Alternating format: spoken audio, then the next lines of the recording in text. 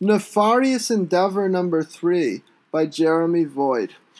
City, Boston, Mass. Location, Logan Airport. It was the week before Christmas and people were getting ready to vacate the summer sunny and warm. Florida and California were two hot spots. Anywhere south, really. Just to get out of the cold, snowy north is all these people wanted.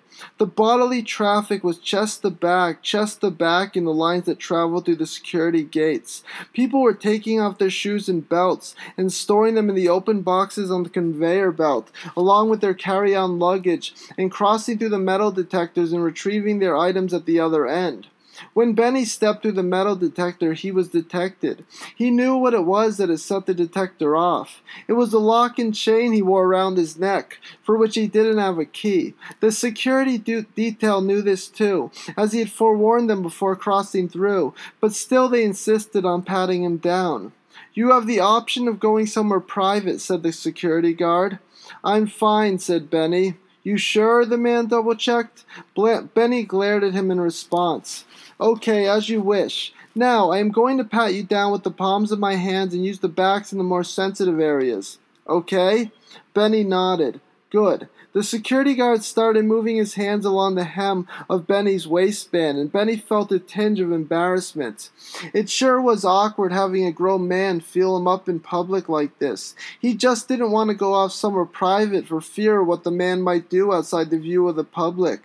Benny knew what could happen. In fact, he'd been victimized by authority in the past, and what made this instance any different, Benny didn't know. He tried to distract himself, but no good distractions arose. He tried, but nothing presented itself, until the big-breasted brunette came jiggling through the detector. Benny locked eyes on her, and smiled when the beep sounded and a beautiful uniformed black woman asked her to step aside. He looked forward to seeing her get patted down, so much in fact that he hoped she wouldn't ask to go somewhere private for the procedure. "I'm going to move to the more sensitive areas now," said the security guard. "Hold up your pants, please." Benny confirmed his instruction with a firm glance and gripped his waistband while watching the uniformed black woman mouth the same instructions Benny had gotten to the tall and slim-toned woman with free-flowing brown hair and a great big smile. She replied, and Benny saw the black woman weasel her fingers into the hem of the woman's tight but flexible waistband, wearing a grin that gleamed with irritation.